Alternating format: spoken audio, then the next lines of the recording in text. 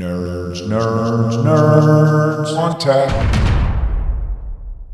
Hey everyone, welcome to another episode of Nerds on Tap. I'm your host, Tim Shoop, and today we have a slight change of plans, and this will be a shorter show than normal. Our originally scheduled guest had a bit of trouble with their connection all the way from Germany, so we rescheduled that, but fear not, we have a special surprise guest stepping in all the way from down the hall. We have Jared, my nephew, and the controller at Digital Boardwalk, Jared Shoop. Welcome to the show, Jared. Oh, hello, everyone. He's also the producer of Nerds on Tap. He's the guy that you never see his face. So today we are revealing his face, and he loves to be on camera. Yeah. That's why he downed 2 beers before he sat down in the chair. Anyway, I am his wonderful uncle, Tim. And he is so passionate to be on Nerds on Tap today. Jared, you want to say a few words before we go ahead and get started? Just tell us a little bit about what put you in the hot seat today. Yes, I'm excited to be here. We had some trouble with the guest, with the connection, and he basically couldn't be on. So Tim then forced me to be a guest today. Well, that's the spirit, Jared. Sometimes the best moments happen when we least expect them. And I never thought we would get Jared in the hot seat, but here he is, shirt and all. Hey, make sure you got your logo going on. So we're going to start off with some wonderful beer trivia. Okay. Yeah, I figured before we go into a little bit of my other questioning, I figure why not kick it off with beer trivia? Today's show's probably only going to be a 30-minute show as opposed to an hour and a half because we really don't have content. But watch, this is going to be the most watched show and the most listened to show since we launched Nerds on Tap. Why? Because that's how those things happen. You get the surprise star of nerds coming out from behind the camera to step in front of it, and all the fandom starts to happen. Right? Oh, yes. Ladies and gentlemen, welcome to Nerds on Tap. I'm your host, Tim Shoop, and I couldn't be more excited to embark on this nerdy adventure with all of you. So grab your favorite brew, because things are about to get exciting. 3, 2, 1, go! So, I got 5 beer questions for you. Let's see if you can get 5 out of 5, and if you do, you'll get a hug from your favorite uncle. No. All right. All right, first question. Which country is known for producing the famous beer brand Heineken? The Netherlands. All right, Jared, you are 1 for 1. What style of beer originated in the Czech Republic and is known for its golden color and crisp taste? Pilsner. You are 2 for 2. Hey! This is why he's our producer, ladies and gentlemen. This boy knows beer. Question number 3. In which country would you find the Oktoberfest, the world's largest beer festival? Oh, my God. I don't know. Germany. I would think everybody knows that. No, I used to live in Munich. Did you know that? I think so. Yeah. Didn't you? Have you ever been in Germany? I spent my first 2 years Okay. there. I was born there, but You don't remember. No, I'm an American. I don't remember. Where were you born? Frankfurt? Or Wiesbaden. Wiesbaden. Okay. And where was your grandmother from? Oh, you just said that too. Oh, come on. You better know that, buddy. Darmstadt. Yeah. All right. It's all right. We never talk about that. Jared's on the spot. Even the 2 beers didn't loosen you up. Come on, man. This is me loose. This is what you get. No, I've seen you loose, buddy. We're not going to go into that. Just a little more. All right. So the next question, number 4. So he is 3 for 3, ladies and gentlemen. What is the main ingredient in traditional Belgian lambic beer? Lambic. There's only a few ingredients. It's going to be, beer. well, there's wheat. You got it. He is All right. He is 4 for 4, ladies and gentlemen. If you get 5 for 5, we're going to have to take a hug break. No, I'm going to miss it. All right. So number 5. Don't get this wrong on purpose. What American city is famous for its craft beer scene, often referred to as Beervana? American for its. Oh, come on. I have no idea. It's Austin. It's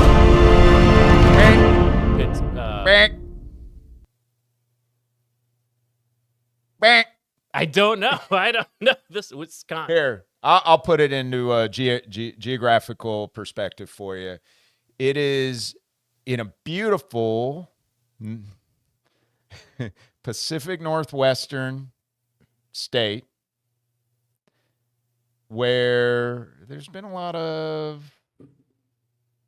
I don't know. Portland? Yes. All right. Yeah, Portland, Oregon. All right, so he went 4 for 5, so no hug for you today, buddy, but I'll give you one after the show just to be a good uncle there. He did awfully well.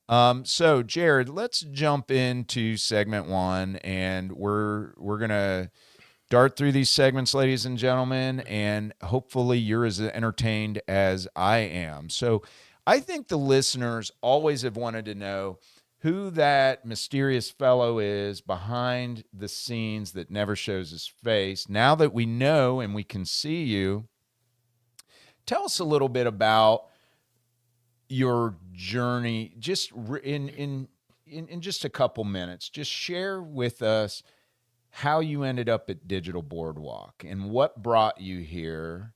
Where were you before this, and what were you doing, and how did you find your way, other than me being your uncle?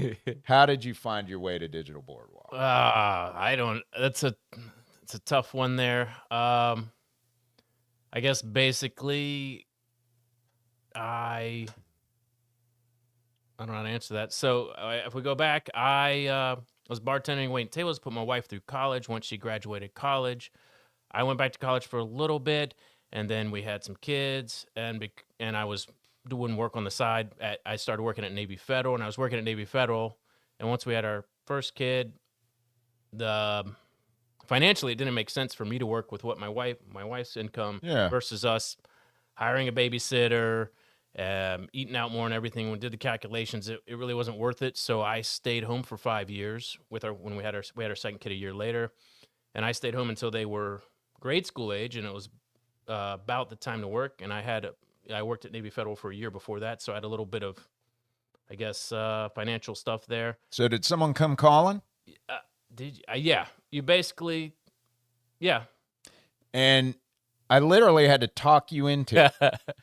Well, I mean, yeah, it worked out well because you needed somebody and that you could trust to do financial stuff for you, and I had a little bit of a background, and I was available.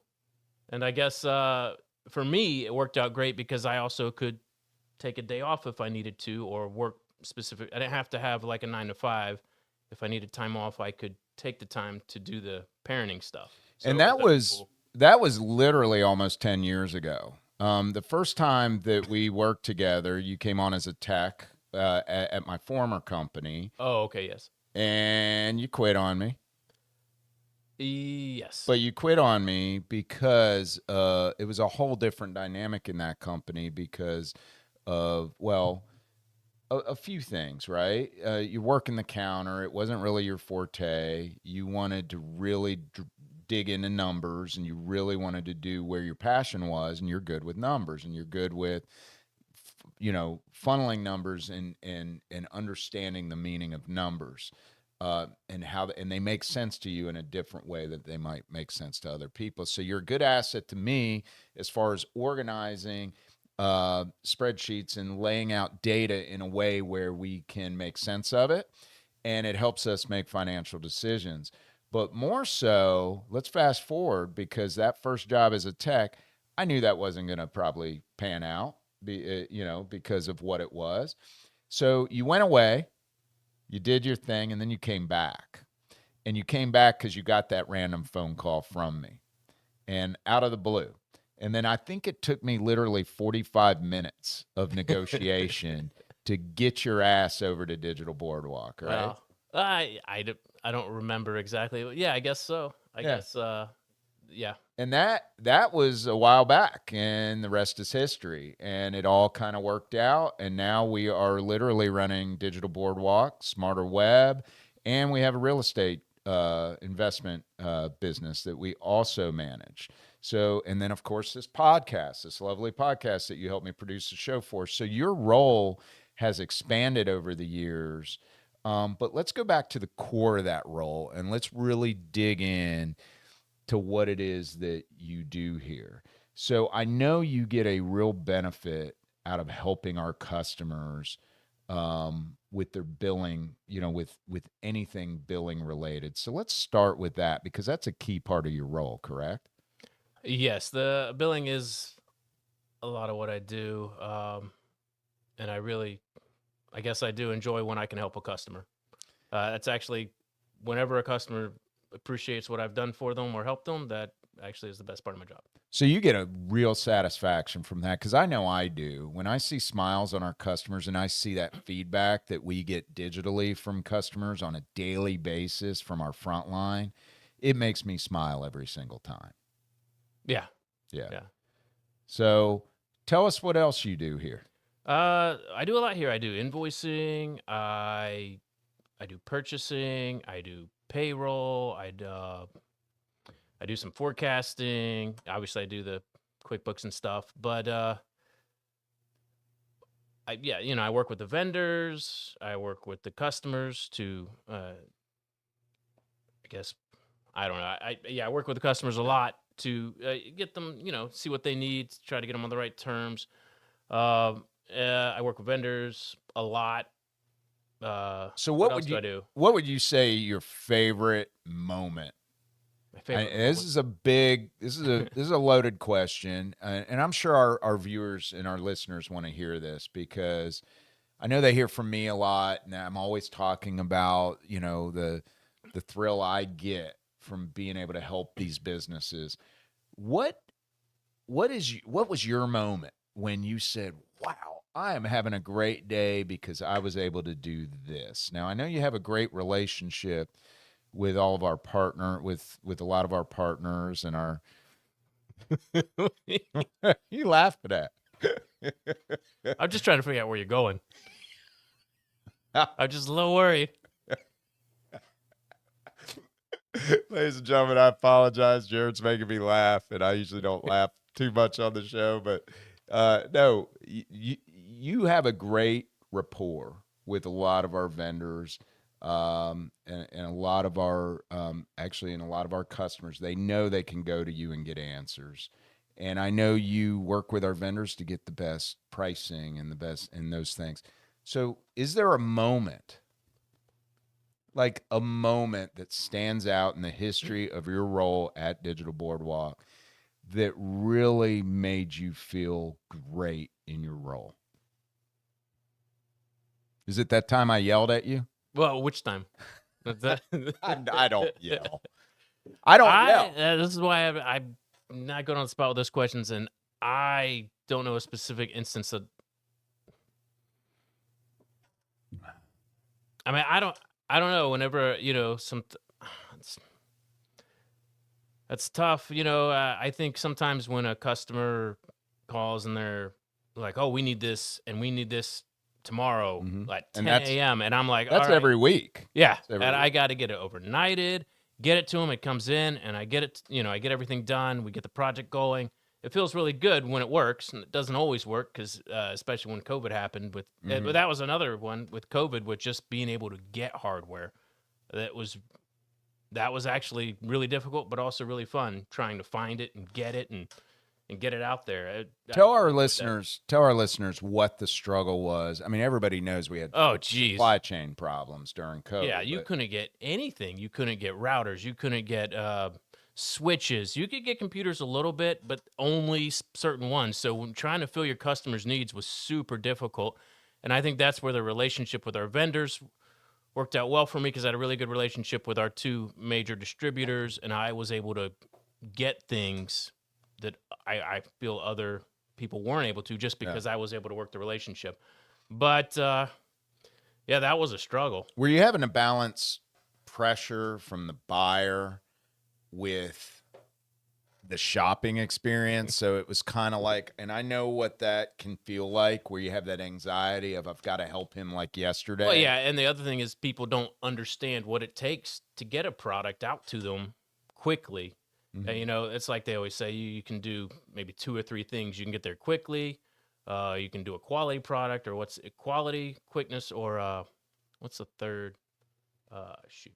I don't know. There's 3. There's like you're the specialist here. We But rely on usually you. you can do 2 or 3 things, but you can't do all 3. So it's tough. It's tough. And then with the shipping issues too, you couldn't rely on FedEx to get you anything. It was tough. So did you hand deliver it? Yeah, multiple times. A lot of times locally, right? You were jumping in a I car. drove out to Defune, which I drove out an hour and a half to pick up a product at their location, because they kept saying it was on truck for delivery like 3 days straight, and it never was delivered. I drove out there an hour and a half, and then drove back and went to the customer and hand delivered it. A computer that they were waiting on. It was, oh man, that was tough. Yeah. It was tough dealing with the shipping during COVID. So when you were hired, did you know you would be sitting here today or a year or 2 ago filming a music video? I tried to stay in the background. Oh, you're such a good dancer, Jared. Oh, I have awful. You should Awful. go on Dancing with the Stars. Now that you're on here, you're a star, so you should take those dancing skills and My ship wife them. and I took a dancing class Oh yeah, what when was we were that? younger. It was ballroom dancing, and we took it and we dropped down because we were so bad at it. Oh man, oh, it was awful. That's funny. Today, ladies and gentlemen, by the way, we are drinking the Hofbrau Original. That's right. And this is one of my tastiest beers for these kind of segments. And it's great in a mug. And you're missing out if you have not had this beer. So forgive me for not starting the show with a beer tasting, because we had already been drinking prior to this show. Took my one job of the podcast, talking about the beer. Because we don't have formatted content for this show in questioning, we're going to jump around today until our time runs out. Oh, great. And so we talked about your role at Digital Boardwalk. We talked about the beer. We talked about what led you here. Let's go way back. Oh, geez. Let's go way back, ladies and gentlemen, and talk about Jared's his inspiration for the technology industry as a little kid and where that came from. I don't know if we should talk about that. Hey, we can talk about anything on this show. Oh, So, Jared, didn't you? So, you guys, you lived about 2 hours away, 2.5 hours away. Yeah. And just to preface this, ladies and gentlemen, I am Jared's uncle. I lost count after a while, but I think I have like 13 nephews and nieces, or did. We lost one not that long ago, Jason. oh, yeah. Yeah. Yeah. Well, he's older than me. It's weird to. Yeah. It's- Well, I hung out with him because he was closer to my age. You know, and I've gone through all of them, and you know, since none of them like me anymore, I figured maybe I'll grab onto you. No, I'm kidding. I'm kidding. No, but going way back, you guys used to travel up to our home on holidays and special weekends and whatever. And me being the nerd, prior to the tap, me just being the nerd part, I had a computer when I was 13. I ran a bulletin board system, and for many of you, we talked about that on a prior show, on a prior nerd show in here, about how I ran a bulletin board system out of my bedroom in my parents' house, and I was basically the internet for the local community before the internet existed. It was mostly computer hobbyists and gamers from way back, and pilots, because I was outside of a Army base, Fort Rucker, Alabama. And you guys would come visit.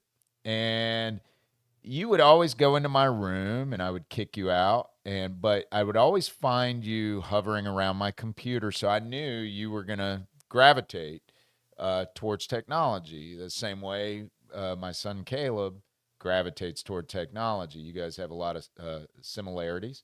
And, did I have some interesting things on that computer as a 13-year-old? Yeah, I always tried to play games on there. What was your favorite game on my my computer I was 13. How old were you? That can't be right. No, at the time I was probably a little older. Yeah, I was probably 15 or 16. Yeah, so we don't need to talk about ages. Just tell me, what was your favorite game on that computer? I don't know what my favorite game is. Ladies and gentlemen, it was strip poker. That was on a different computer. No, that was on that one. Oh, well. Or maybe it was a different one. Yeah, the strip poker, and it was all 8-bit, I think, or something, and the pictures, and you had basically, if you won a round, a piece of clothing just fell off. And there wasn't a whole lot to it because it was 8-bit pixelated, but the first game was Kung Fu on your Atari computer, and then later, there was that game when I was a little older. Yeah, and I never won. I never. I think I got so down, and I that's never. Right. Got I walked in there one time, and you did not. No, I walked in one time, and he was sitting in his underwear, ladies and gentlemen. That is not true. So that is not. You true. got your butt spanked. First of all, there's no way you would have left your computer just sitting there open for anybody to use. No. What? Really? I let you use it all the time. It was contributing to the what is it? Not delinquency of a mind. Yes. So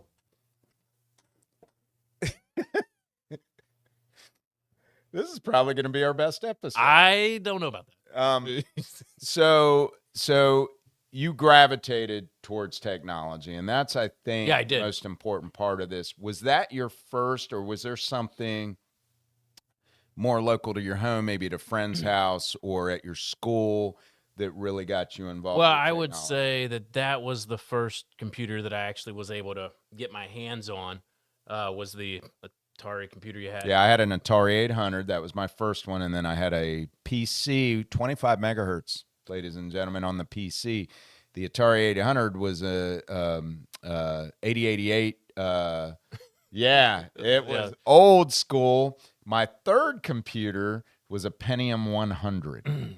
So we fast forward a few years to the 100s came out, and then I think I went to a 233 megahertz. What are we on now? What is it? 5? Oh, yeah. 4. Yeah. Oh, yeah. 3. The gigahertz isn't. It's kind of leveled out. But your Atari computer was probably the first one I ever was like, oh, I get to play on this. But when I was in 6th grade, in math class, we had an Apple IIe. Does that sound right? We had had a disk drive, had a keyboard, had a monitor that was color. And we used to get these magazines in class that on the back of it, there would be BASIC. And you could type the code in and play the game. So I would finish math, like we'd go through math class. I'd finish everything as fast as I could, run back to that computer and try to type in all the code so that I could play the game before class ended. And that was probably my first time really messing with a computer. So, I used to go into Montgomery Ward's. Oh, yeah. Sears, JCPenney, when I would go shopping with my parents, and they would let me kind of wander around a little bit, but stay close, and I would always end up in the computer aisle. And back then, you didn't have Best Buy and all these things. You had one little section devoted to computers because the demand in the market wasn't there for it yet. This is pre-PC in every home. This is way pre. This is in the 80s, specifically the early to mid 80s. And I used to go in, and I'd find a TRS-80, a Tandy TRS-80, Trash or an 80. Atari 800, a Commodore 64 you'd usually see in there. And I would do the famous 2-line code. I would figure out how they have the machine locked, because the salespeople would lock the machine so kids couldn't do this. I would figure out how it was locked, get it unlocked, and then I would put the 2-line code in. And do you remember what that was? So Was it root and then I think it was something like print, open quote, Tim Shoop is the coolest kid in the world, then close quote, line 20, go to line 10, enter, run, and basically I put that all over the screen in an infinite loop, Yeah. and then I would lock the computer so nobody could change it. And then next time I would go to one of those places, I would see if it was still on the screen and if the salesperson figured out how to unlock what I did. So, yeah, I used to have fun as a kid. Yeah, I didn't get to do that. You didn't get to. By the time I was getting on, You're a lot they younger were, than they me, were, though. Yeah, they had started to get. But I would go into Montgomery Ward. I go into Sears. I go over the computers and look at them, and they'd have them locked down. They'd have a salesperson nearby. Every time you go up to one, a salesperson like, "Welcome, what you like to do?" And then they knew a kid wasn't. They just wanted to fool with it, and they'd kind of shoo you off. So, who outside of work is your number one client when it comes to computer support? Is his name Ronald? No. Oh, okay. I It's figured either it would. Dottie. I figured it would be your dad. No, it's not my dad. It's my aunts that live down the road from me. The 3 hens. The 3 hens. I have 3 aunts. They all live in my neighborhood, My sisters. and they have called me more than anybody for computer support. And you know what they do? They'll call me, and I'll go, Jared lives on your street. Call him. He knows what to do. And Nancy will go, oh, yeah, I'll call Jared. Yeah, I moved into that neighborhood, and then one by one, they all moved in there. Yeah. We had the option to move into that neighborhood, and we decided not to for all those reasons. So we needed a little space. But yeah, they'll call me and ask me something, and I'm busy like all over the place. And I'm like, you know what? Call Jared. He's right down the street. He can be there in 2 seconds. Yeah, they used to call me all the time. Not so much anymore, but yeah, they used to call me like monthly. I'd have to go over there and be like, I don't know what your problem is. You're welcome. Yeah. You're welcome, Hey, man. You're welcome. Yeah. Yeah. Are you glad that I It's sent just him called to- Jared. So, let's step away from. I love this conversation, and I love where it's going, and I think we have a little bit more time. Let's step away from that, and I downed it. You want to get another one? There's only one left. You want to go get it? No. Okay, I think we should. You want me to go grab Well, it? I'm going to a hockey game tonight to Oh, are you? watch my dog race across the ice.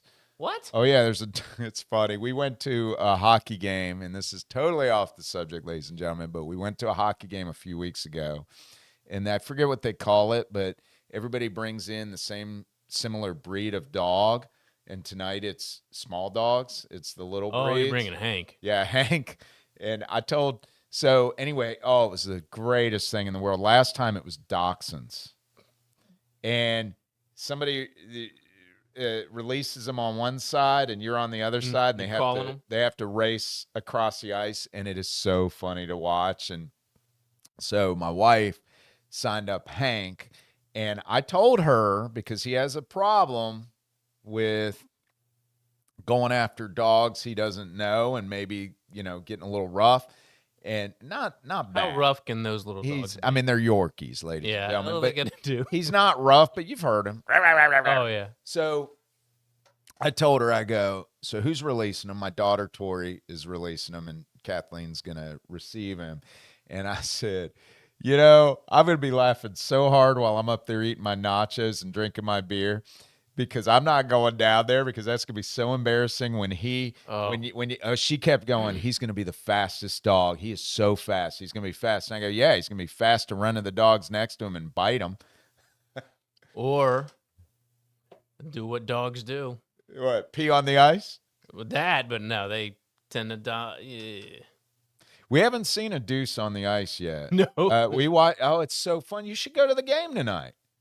It's at the Pilots game. We always go to one. Go to the game tonight. already- Watch We Hank. already went this year. Nancy and Dottie, your favorite aunts, the 3 hens, the ones we were talking about, and they periodically listen to the show. Oh, great.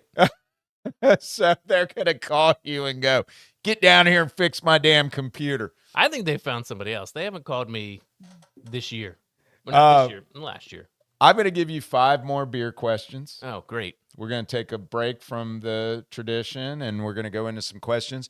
Which beer style originated in the city of Cologne, Germany, known for its pale color and crisp taste? The Kolsch. You know that right away. We went on a trip to Germany on my wife and I's 20th anniversary, and we did a cruise down the Rhine. And Oh, it's so wonderful. Cologne was one of the stops, and we stopped there. And we had lunch at one of the places. Mm-hmm. And you sit down, and they just bring us beers. They didn't even ask, which Yeah. is fine because I wanted one. And we were ordering our dinner, and they had a sausage plate on there. The sausage plate on there, right? Mhm. And they had the quarter or the half. And I was thinking quarter pound, half pound, but it was actually kilogram, which is a lot bigger. Anyway, I said, I'll take the quarter. And the waiter, he looked at me and he's like, oh, you want the women's or the men's? And I was like, I'll take the women's. But yeah, Women's, come on, they man. were huge. That is like huge. sexist right there, man. Come on. The waiter. Did he really say that? Oh, yeah, he was messing with me. I could tell right away he was trying to. So this isn't a Germany story, but this is a France story. I have a similar story. Me and Kathleen, pre-child, we were in France. We were on the last leg of our 2-week trip. Went across Germany, and we had a layover in Paris, and we were due to fly back the very next day to come back to the States. And I had spent 2 weeks eating, sausage and schnitzel and Austrian ribs. Oh my God. Amazing. Anyway, we ate so good over there.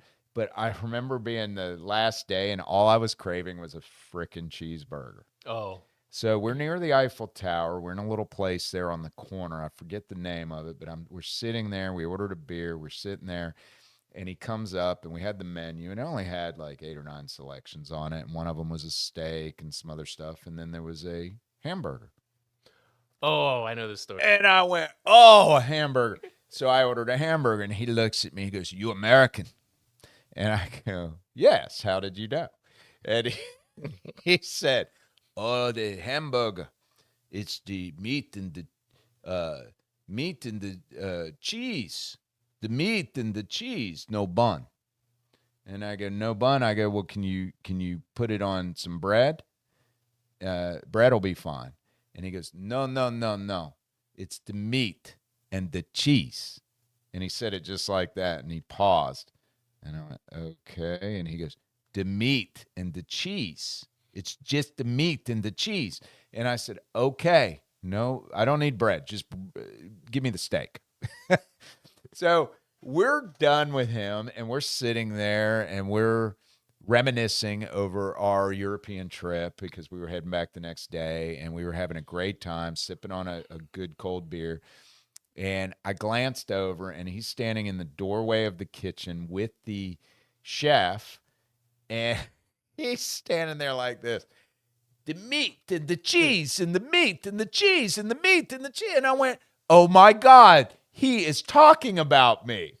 And I will never forget it. And if I ever go back to that restaurant, I'm going to go, "It's the meat and the cheese." Question number 2, in brewing, which term refers to the process of adding hops to the beer during the boiling stage to impart bitterness and aroma? Come on, Suds. By the way, ladies and gentlemen, this is Suds. Can you repeat the... In brewing, and you need to talk into the microphone, Oh, yeah. which term, he's not used to being on this side of the table. I don't like being on the side of the table. Yeah, I think you do. I do. You're a star, What's man. the question? Look at you. You're a star. He's brewing with stardom, ladies and gentlemen. I don't know the answer to this one, I don't think. In brewing, which term refers to the process of adding hops to the beer during the boiling stage to impart bitterness and aroma? I don't know. So, what do you put in beer? You said wheat earlier. What else? Hops. Okay, hops. Dry? Yeah. Dry hopping. Dry hopping. So, Oh, boy. hey, this show has gone off the rails, ladies and gentlemen. Let's go to the next one. It's dry hopping. Dry hopping. Which Belgian beer style is known for its high alcohol content and complex flavors, often brewed by Trappist monks? Oh, this is it's kind of a tough one for me. It's Which Belgian beer style is known for its high alcohol content and complex flavors, often brewed by Trappist monks? right. It's not like Abu Dhabi. It is Abbey Double. Oh, yeah. Abbey Double. Double. That's a hard one. This next one's a lot easier. Oh, okay, good. So far you have 1 out of 3. After the first Round five, I one like, was it's easy. Got to be easy. Yeah. What is the world's oldest brewery still in operation, dating back to the year 1040 AD? This is super easy. It is oldest brewery. It's gotta be some monks. Weihenstephan Brewery in Bavaria, Germany. Oh yeah, You remember that one? I do know that one. Yeah. I think they sell it at Aldi's.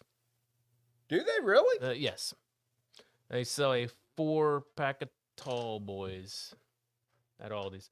But the oldest brewery in the United States, oldest American brewery still producing, is Yuengling. Yuengling. Yeah, Pennsylvania. I knew that one. We had that in a We prior did, didn't we? episode. Yeah, that's Which beer style is fermented at warmer temperatures, typically between 60 and 75 degrees Fahrenheit, resulting in fruity and spicy flavors? This is easy. fruity and spicy.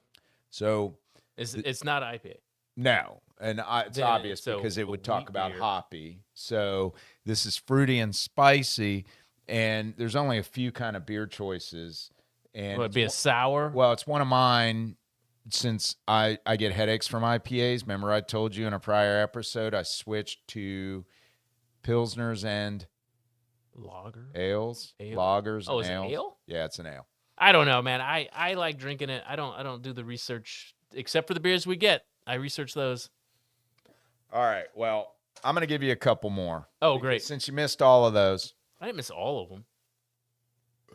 I got one of them. What is the term used to describe a beer that is intentionally aged for an extended period under controlled conditions, often resulting in enhanced flavors and complexities?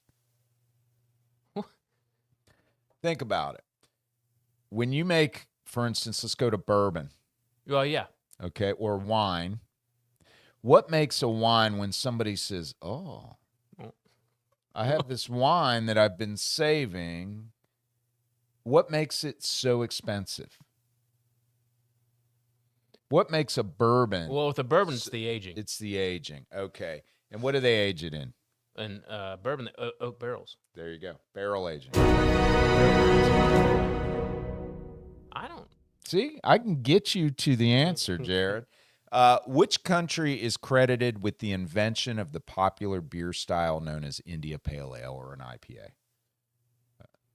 I would think I would think India, but I would- I don't know because I only a know good beer. IPA could go great with some fish and chips. Oh, it's England. Yeah, it is England. Oh wait, no. I didn't they know love that. They're Indian. The curry is Yeah. basically an English dish now. Okay. The curry. Well, actually, Yeah. in Germany you get the currywurst, but curry is like a. Something you might not know about my favorite nephew here is that he is a great cook, great chef. I know you don't like the term cook. You like to be referred to as Chef prefer to Jared call it or a Chef. cook. Shay Gerald. No. Chez Shoop Dog Jr. No, Caleb is Shoop Dog Jr. That's right. Yeah. What are you? You're Shoop Dog wannabe. I'm not. I'm just Shoop. All right. I'm What's just- what is the name of the process by which yeast converts the sugars in malt into alcohol and carbon dioxide during fermentation? See, now you can't. You know who you remind me of? Somebody on Family Feud that decides to ring the buzzer before he finishes the question. What is the name of the process by which yeast converts the sugars in malt into alcohol and carbon dioxide during fermentation? This is a really hard one, to be honest with you. It's fermentation. Yeah, that's the answer. Saccarification. Well, I swear to God, saccarification. So I guess saccharin or what is that? Well, I mean, I thought saccharin was fake sugar. Yeah. Sacrificing I don't know. Could be something. I need to look that one up. We should know this on Nerds on Tap. Yeah. All right. What's the main ingredient? This is easy. In the traditional German beer style known as Hefeweizen. You don't know that? Wheat? Yeah, it is wheat. All you got to do is answer wheat to every question. And which beer style is characterized? This is so easy. Oh, my God. By its dark color, roasted malt flavors. I'll take my time so you can think a minute. And often features notes of chocolate or coffee. This is a stout. Yeah, it's a stout, baby. All right, ladies and gentlemen, I want you to give it up for our favorite nephew, controller, and producer of Nerds on Tap, the guy behind the guy behind the guy that makes me look great in front of the camera while he sits behind the camera and drinks beer where he's most comfortable. But today we put him in the hot seat, and we did it for a reason because Farouk, he'll be coming in we're rescheduling to get him in an upcoming episode. We had a terrible connection between here and where was he? In Hamburg? He was in Hamburg, I think, in Germany. And it was a terrible connection. So we didn't want to put out a bad show. So I decided to bring this character on and get him in the game, ladies and gentlemen. Put out a bad show. Jared, I want you to close the show. Oh, great. By telling our audience and thanking them to join us for this episode of Nerds on Tap and and what they can expect from the show with Farouk. All right, thanks for catching our show here, downloading, watching, whatever. Our next show is with Farouk. He is the future of car advertising with CGI Innovations. I went on their website. It's pretty amazing. They basically, what they do, they shoot the car and they put the backgrounds in. Yeah, they do a lot of cool stuff. A lot of cool stuff with CGI. It's pretty amazing. Thank you, ladies and gentlemen, for joining Nerds on Tap. We always are happy that you decided to choose us for your listening pleasure today. And I hope you continue to enjoy the nerdy love that we want to spread, and tell your friends about Nerds on Tap, and get them to check us out and subscribe to our show. We're really trying to grow this show. This is episode 14, and we are cruising right along. Thanks. Have a great day. All right, thanks. Cheers, my fellow nerds and beer lovers. Stay tuned for more Nerds on Tap. Oh, and one more thing. Help us spread the nerdy love and the love for great brews by sharing this podcast with your friends, colleagues, and fellow beer enthusiasts. Let's build a community that embraces curiosity, innovation, and the enjoyment of a cold one.